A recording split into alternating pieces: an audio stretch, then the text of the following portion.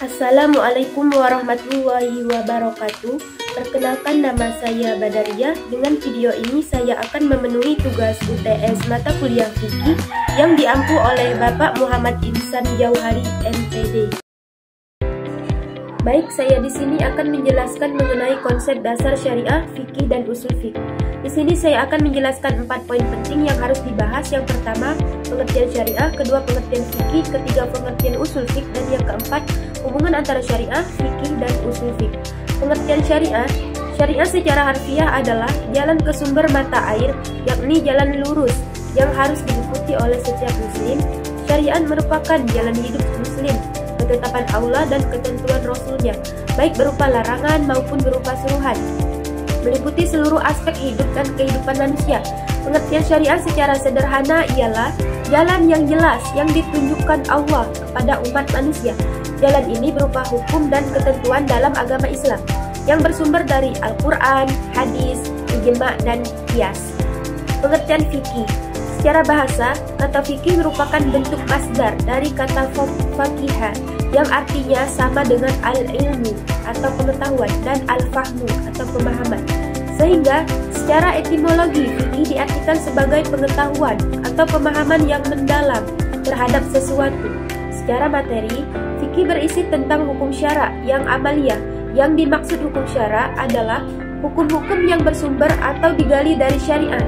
Amaliyah artinya bersifat perbuatan, hal sekaligus membatasi kajian fikih hanya pada aspek amaliyah, perbuatan manusia, dan tidak mencakup aspek yang bukan berupa perbuatan, sesuatu yang berada dalam batin seseorang dan tidak mewujud dalam perbuatan, maka bukan termasuk wilayah kajian fikih. Oleh karena itu, fikih hanya tertuju pada aspek formal dari sebuah perbuatan manusia. Pengertian usul fikih. Secara bahasa, usul fikih terdiri dari dua unsur kata, yaitu usul dan al-fiqh. Menurut istilah yang digunakan oleh para ahli usul fikih ini, usul fikih itu ialah suatu ilmu yang membicarakan berbagai ketentuan dan kaidah yang dapat digunakan dalam menggali dan merumuskan hukum syariat Islam dari sumbernya. Dalam pemakaiannya, kadang-kadang ilmu ini digunakan untuk menetapkan dalil bagi sesuatu hukum.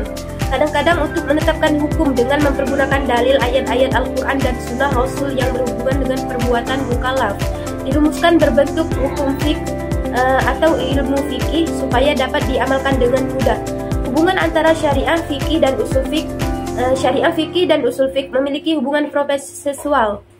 Artinya, dalam pelaksanaan ijtihad, maka ketiga hal ini saling berkaitan. Syariah adalah ketentuan Allah yang harus diimplementasikan manusia dalam kehidupan kesehariannya. Untuk mengimplementasikan syariah diperlukan upaya menafsirkan kandungan syariah menjadi lebih rinci. Proses perincian atau penjelasan ini disebut dengan ijtihad atau istinbat. Proses ijtihad atau istinbat ini harus menggunakan kaidah, dasar, atau metode yang dapat dipertanggungjawabkan. Kaidah-kaidah tersebut lazim dikenal dengan istilah usul fikih. Selanjutnya saya akan menjelaskan sejarah perkembangan fikih dan mazhab fikih. Fikih pada masa Rasulullah, bila kita memahami pengertian fikih itu sebagai hasil penalaran seorang ahli atas maksud hukum Allah yang berhubungan dengan tingkah laku manusia, maka timbul pertanyaan, apakah fikih itu sudah mulai ada pada waktu Nabi Muhammad SAW masih hidup? Suatu hal yang nyata terjadi adalah bahwa Nabi telah berbuat hubungan dengan turunnya ayat-ayat Al-Quran yang mengandung hukum. Nabi memberikan penjelasan dengan ucapan, perbuatan, dan pengakuannya yang kemudian disebut sunnah Nabi. Apakah hukum-hukum yang bersifat amaliyah yang dihasilkan oleh Nabi yang bersumber kepada Al-Quran itu dapat disebut fikih? Telah dijelaskan bahwa fikih adalah hasil penalaran seseorang yang berkualitas mujtahid atas hukum Allah dan hukum-hukum amaliyah yang dihasilkan dari dalil-dalilnya melalui penalaran atau ijtihad. Apabila penjelasan dari Nabi yang berbentuk sunnah itu merupakan hasil penalaran atas ayat-ayat hukum, maka apa yang dikemukakan Nabi itu dapat disebut fikih atau lebih tepat disebut fikih sunnah. Kemungkinan Nabi melakukan ijtihad dalam menghasilkan sunnahnya diperselisihkan para ulama. Selanjutnya, fikih pada masa sahabat. Fikih masa sahabat setelah Rasul wafat, kepemimpinan umat Islam secara bergiliran dipimpin oleh Abu Bakar As-Siddiq, Umar bin Khattab, Utsman bin Affan, dan Ali bin Abi Thalib. Mereka disebut dengan Al-Khulafaur Rasyidin. Fikih sahabat menduduki posisi penting dalam khazanah pemikiran hukum Islam karena mereka adalah orang yang hidup dengan Nabi dan meninggal dalam keadaan muslim. Terus zaman sahabat adalah zaman segera setelah berakhirnya masa tasyri' ilmu, embrio ilmu fikih pertama, dan mereka sendiri menjadi sumbernya. Terus ijtihad para sahabat menjadi rujukan yang harus. Perilaku mereka menjadi sunnah yang harus diikuti. Al-Sunnah sepakat menetapkan bahwa seluruh sahabat baik al-sababi kulluhum udul. Terus masa imam mazhab fikih. Mazhab merupakan sebuah metode yang dibentuk oleh ulama melalui berbagai penelitian maupun pemikiran. Dalam mazhab fikih fikih kita mengenal yang namanya mazhab 4 atau mazhab al-sunnah wal jamaah, yaitu mazhab Imam Syafi'i, mazhab Imam Maliki, mazhab Imam Hambali, dan mazhab Imam Hanafi. Terus masa kontemporer. Dalam bahasa Inggris, kata kontemporer adalah contemplate, artinya memandang, mengimbang, atau memikirkan. Dalam KBBI, kata kontemporer diartikan dengan pada masa kini atau dewasa ini. Artinya, kata kontemporer merupakan lawan dari kata klasik, berarti tradisional. Dengan demikian dapat kita pahami bahwa arti dari kontemporer adalah modern. Keadaan sekarang sangat berbeda dengan keadaan pada masa Nabi Muhammad SAW, masa sahabat, dan juga pada masa imam mazhab. Selanjutnya saya akan menjelaskan mengenai bab toharoh. Pengertian toharoh, kata toharoh diambil dari kata at-toharoh yang bermakna harfiah bersih atau suci. Menurut bahasa, at-toharoh berarti bersih dan jauh dari kata kotoran-kotoran, baik yang kasat mata maupun yang tidak kasat mata. Toharoh atau bersuci mengarah pada dua tujuan. Yang pertama yaitu bersuci dari hadas kecil dan hadas besar atau bersuci dari kotoran. Terus yang kedua, bersuci dari perbuatan-perbuatan dilarang oleh Allah Subhanahu wa Ta'ala melalui bertaubat. Macam-macam air mensucikan, ada beberapa macam yang media atau alat untuk bersuci, banyak sekali. Salah satunya adalah air al-ma. Dalam agama Islam, air terbagi menjadi 4, yaitu air mutlak, air mutanajis, air musyammas, dan air mustakmal. Air mutlak yaitu air yang suci dan tidak tercampur apapun di dalamnya, sehingga bisa digunakan untuk mensucikan. Terus air mutanajis adalah air mutlak yang kemasukan najis. Terus air musyammas. Air musyammas ialah air yang panas dengan sebab kena panas matahari dan berada di dalam baja yang terbuat dari emas atau perak. Air ini lalu memunculkan bau yang tidak sedap sehingga menjadi makruh atau tidak boleh digunakan untuk membasuh tubuh. Terus yang keempat, air mustakmal. Air mustakmal ini ialah air suci tetapi tidak mensucikan. Termasuk jenis air ini terbagi 3 macam, yakni yang pertama air pada tumbuhan seperti air nira, air kelapa, dan sebagainya. Pengertian wudhu. Wudhu ialah proses pembersihan diri dengan menggunakan air untuk menghilangkan hadas kecil sebelum melaksanakan ibadah seperti sholat. Secara bahasa, wudhu berarti pembersihan atau kebersihan. Dalam istilah syar'i, wudhu ialah pembersihan anggota tubuh tertentu dengan air sesuai ketentuan syariat. Syarat-syarat wudhu terbagi menjadi beberapa. Yang pertama, beragama Islam. Terus yang kedua, tamyiz. Maksud dari tamyiz itu yaitu telah berusia hingga dapat membedakan baik buruknya suatu pekerjaan. Terus yang ketiga, dengan air yang suci lagi mensucikan. Yang keempat, tidak ada sesuatu yang menghalangi air sampai ke anggota wudhu seperti getah, cat, dan sebagainya. Terus yang kelima, mengetahui mana yang fardu, wudu, dan sunnahnya. Wudu, untuk tata cara berwudunya itu ada di samping hal-hal yang membatalkan wudu. Yang pertama, keluarnya najis dari tubuh seperti buang air besar, buang air kecil, atau keluar angin. Yang kedua, tidur yang nyenyak. Maksud dari tidur yang nyenyak ini tidur yang menyebabkan hilangnya kesadaran. Terus yang ketiga, berhubungan seksual. Melakukan hubungan intim bisa membatalkan wudhu. Yang keempat, mengubah keadaan kesadaran. Kehilangan kesadaran seperti pingsan atau mabuk. Tayamum, pengertian tayamum. Tayamum adalah pengganti wudhu yang dilakukan dengan menggunakan debu bersih ketika air tidak tersedia atau tidak bisa digunakan. Tayamum adalah bentuk keringanan dalam agama Islam sesuai dengan keadaan dan kebutuhan.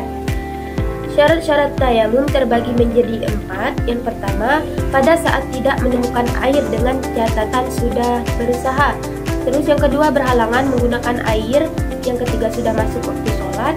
Yang keempat, menggunakan debu yang suci. Untuk tata cara tayamum ada di samping. Terus hal-hal yang membatalkan tayamum. Yang pertama, tersedianya air. Jika air tersedia setelah tayamum dilakukan, maka tayamum tersebut batal. Lalu dianjurkan melakukan wudhu menggunakan air. Terus yang kedua, hilangnya alasan tayamum. Misalnya jika seseorang yang sakit sembuh atau luka sembuh dan bisa menggunakan air. Mandi wajib. Pengertian mandi wajib. Menurut bahasa, mandi adalah mengalirkan air ke seluruh tubuh, sedangkan menurut istilah syara, mandi adalah mengalirkan air ke seluruh anggota tubuh dengan niat, sehingga dapat dipahami bahwa mandi wajib berarti menyiram air ke seluruh tubuh. Perkara yang mewajibkan mandi wajib, yang pertama, keluarnya mani. Entah terjadi ketika tidur atau terjaga, baik itu seorang pria maupun seorang wanita. Yang kedua, selesai haid. Yang ketiga, melahirkan. Dan yang keempat, meninggal. Tata cara mandi wajib yang pertama yaitu berwudu sebelum mandi. Terus yang kedua, berniat. Yang ketiga, membaca bismillah pada permulaan mandi. Yang keempat, mengalirkan air ke seluruh badan. Dan yang kelima, mendahulukan kanan daripada yang kiri. Yang keenam, menggosok-gosok seluruh badan dengan tangan. Dan yang terakhir, berturut-turut. Menjelaskan sholat fardu dan sholat sunnah. Pengertian sholat adalah suatu perkara yang tersusun dari beberapa perkataan dan perbuatan yang dimulai dengan takbiratul ihram dan diakhiri dengan salam. Syarat-syarat sholat: suci dari hadas kecil dan besar, dan najis menutup aurat. Sholat di tempat yang suci, masuk waktu sholat, dan menghadap kiblat. Macam-macam sholat fardu dan tata cara pelaksanaannya. Waktu sholat fardu yang pertama zuhur, asar, maghrib, isya, dan subuh. Macam-macam sholat sunnah, tata cara pelaksanaannya. Pengertian sunnah: sholat sunnah adalah ibadah yang diajarkan oleh Rasulullah SAW. Di luar sholat yang hukumnya fardu atau wajib. Sholat sunnah pada umumnya dikerjakan 2 rakaat. Macam-macam sholat sunnah. Yang pertama, sholat sunnah rawatib muakkad.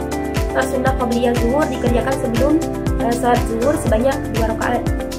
Terus sholat sunnah ba'diyah zuhur. Sholat sunnah ba'diyah zuhur dikerjakan sesudah menunaikan sholat zuhur sebanyak 2 rakaat. Terus sholat ba'diyah maghrib. Terus sholat sunnah ba'diyah isya. Terus sholat sunnah qabliyah subuh. Terus sholat sunnah rawatib ghairu muakkad. Sholat sunnah qabliyah zuhur. Sholat sunnah qabliyah zuhur, sholat sunnah tambah dari yang punya rakaat. Sholat sunnah ba'diyah zuhur, sholat sunnah qabliyah asar. Sholat sunnah qabliyah asar dikerjakan 2 rakaat atau boleh juga 4 rakaat. Terus sholat sunnah qabliyah maghrib 2 rakaat. Sholat sunnah qabliyah isya dikerjakan 2 rakaat sebelum mengerjakan sholat isya. Terus sholat tahajud. Sholat tahajud juga merupakan sholat yang paling utama sesudah sholat fardu. Sholat tahajud dikerjakan dengan 2 rakaat sampai dengan sebatas kemampuan seseorang dalam mengerjakannya. Waktu mengerjakan sholat tahajud adalah Sesudah sholat isya sampai dengan sebelum subuh, waktu yang paling utama untuk mengerjakan sholat tahajud ialah di sepertiga malam terakhir. Terus sholat tarawih. Sholat tarawih ialah sholat sunnah yang khusus dikerjakan pada waktu malam di bulan Ramadan. Terus sholat witir. Sholat witir adalah sholat sunnah yang jumlah rakaatnya ganjil dan dikerjakan pada malam hari. Cara mengerjakan sholat witir bila lebih dari 2 rakaat bisa setiap 2 rakaat salam yang terakhir dengan 1 rakaat salam. Terus sholat sesudah wudhu. Setelah seseorang selesai berwudhu disunahkan membaca doa sesudah wudhu. Sholatnya 2 rakaat. Terus sholat tahiyatul masjid. Sholat tahiyatul masjid dikerjakan sebelum kita duduk di dalam masjid. Ulama yang berpendapat hukumnya makruh bila meninggalkan sholat ini apabila tanpa uzur. Terus sholat awwabin. Sholat sunnah awwabin adalah sholat yang dikerjakan selesai sholat ba'diyah maghrib, dikerjakan sebanyak 2-6 rakaat. Terus sholat duha. Sholat duha adalah sholat sunnah yang dikerjakan pada waktu duha, yakni matahari sudah naik kira-kira setinggi tombak sampai dengan menjelang waktu zuhur. Terus sholat hajat.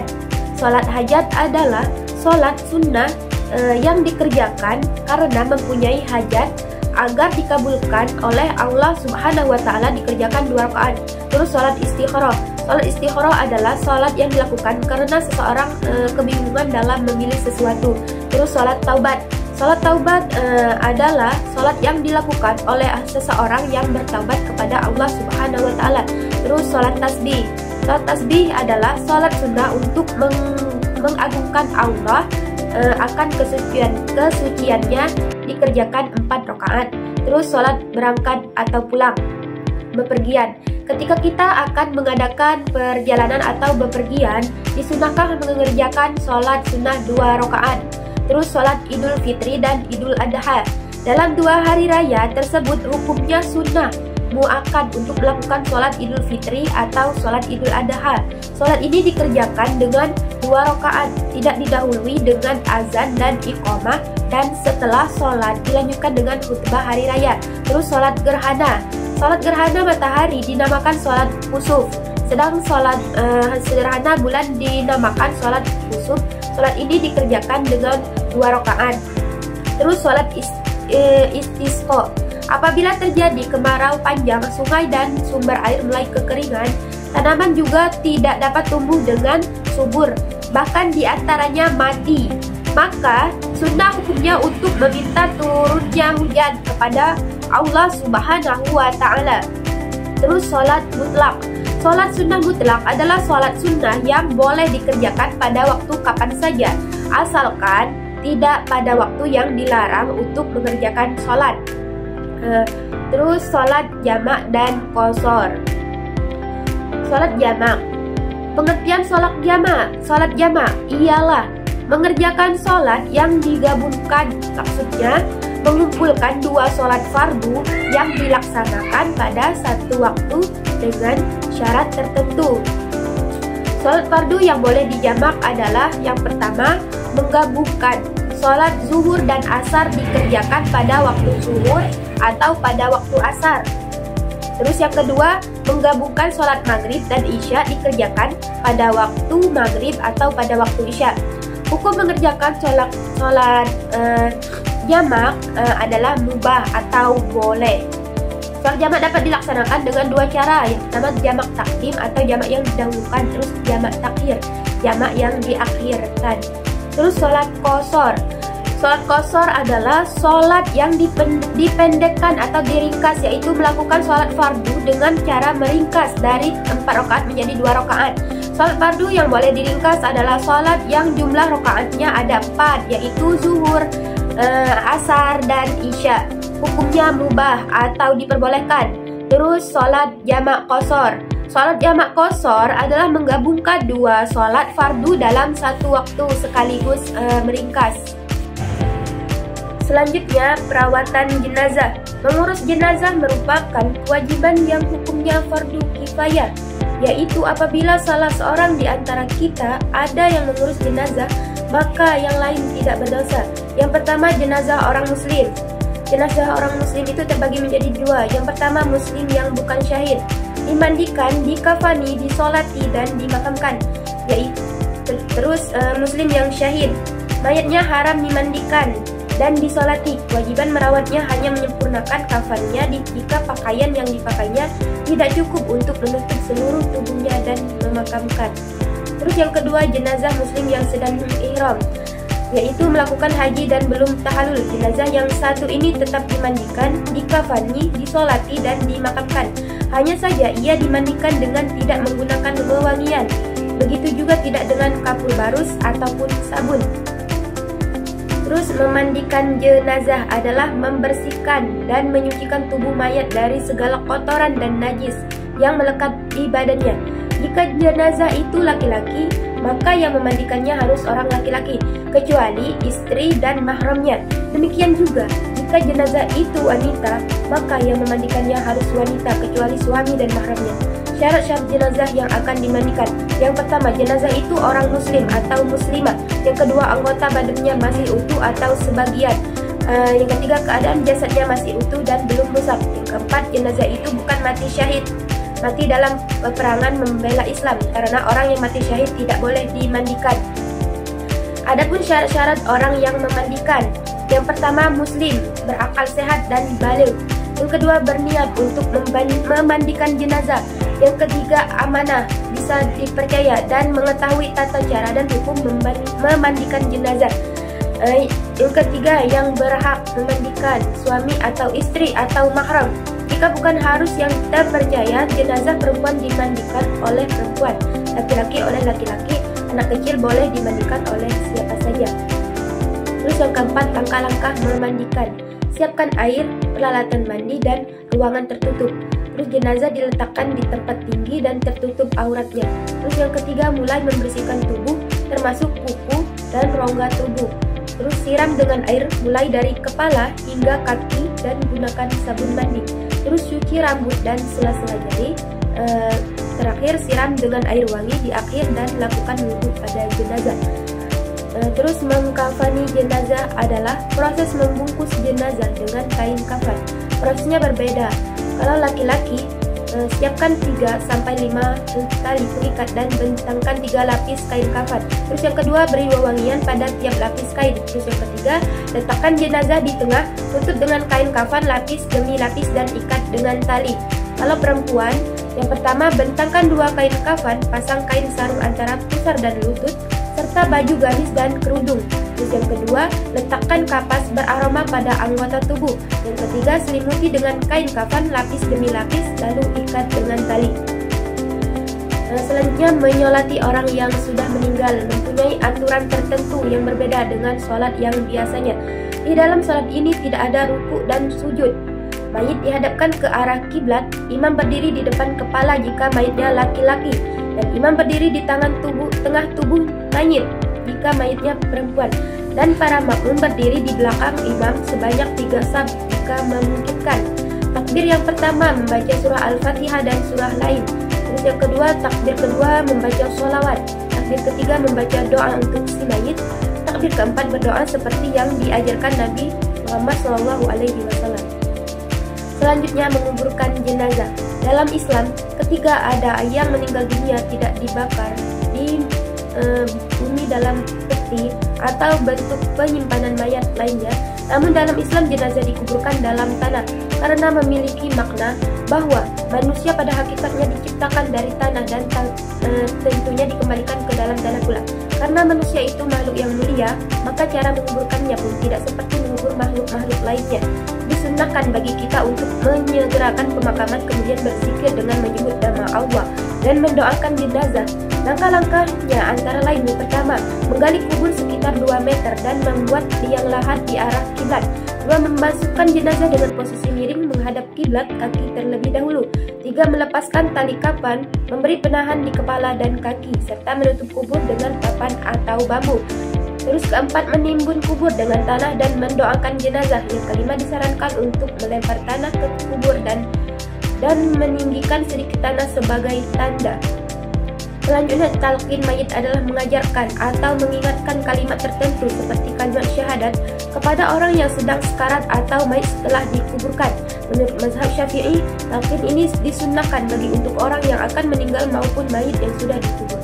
Hal ini berdasarkan hadis Nabi yang menyatakan pentingnya mengucapkan la ilaha illallah bagi orang yang meninggal. Talqin dilakukan setelah jenazah dikuburkan dengan duduk di sisi kubur dan mengucapkan kalimat-kalimat tersebut.